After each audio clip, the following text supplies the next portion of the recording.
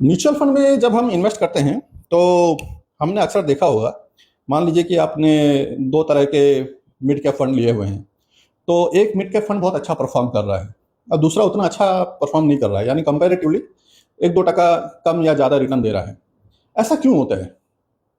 देखिए, mutual fund में जब हम इन्वेस्ट करते हैं तो फंड कैपिटलाइजेशन के हिसाब से जो कैटेगरी बनी है उसके अलावा भी स्टाइल ऑफ इन्वेस्टमेंट नाम की एक चीज़ होती है जो रिटर्न को इम्पैक्ट करती है। आइए मैं आज आपको समझाता हूँ स्टाइल ऑफ इन्वेस्टमेंट किस तरह के होते हैं। मोटा मोटा चार तरह के स्टाइल ऑफ इन्वेस्टमेंट है। एक है ग्रोथ ओरिएंटेड, एक है वैल्यू ओरिएंटेड, एक है Garp GARP growth at reasonable price, और एक है फैक्टर बेस। ठीक है। अब ग्रोथ ओरिएंटेड में क्या होता है, फंड मैनेजर ये देखता है कि ये कंपनी का फ्यूचर मान लीजिए उसे बहुत अच्छा लग रहा है तो वो प्राइस नहीं देखेगा। आज प्राइस मान लीजिए वैल्यूएशन के हिसाब से 100 रुपया होनी चाहिए लेकिन वो 200 पे भी चल रही है तो वो ले लेगा। क्यों? क्योंकि उसे फ्यूचर में ग्रोथ दिख रही है। दूसरा वैल्यू, अभी मैं सिर्फ बेसिक बता रहा हूं। दूसरा है वैल्यू ओरिएंटेड।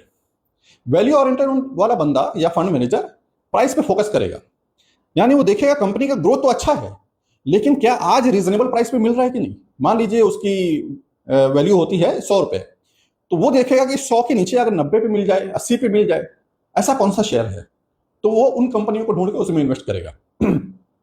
तीसरा हो गया ग्रोथ एट रीजनेबल प्राइस।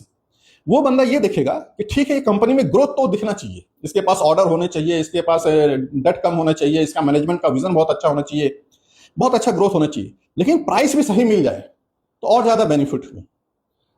तो इसको गार्प स्टाइल ऑफ इन्वेस्टमेंट कहा जाता है।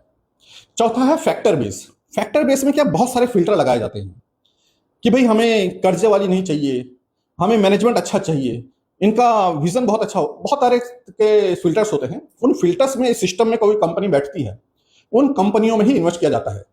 वहां पे अपने इमोशन को दबाया जाता है। कोशिश की जाती है कि इमोशन इंपैक्ट ना करे, जो सिस्टम बता रहा है वही इन्वेस्ट करे। भले ही कई लोगों को लगे कि आज ओवर प्राइस है या फिर अभी इनका मूवमेंट नहीं आ रहा है, तो वो क्वालिटी पे फोकस करके सिस्टम वाले फंड का शेयर को लेके इन्वेस्ट कर देंगे।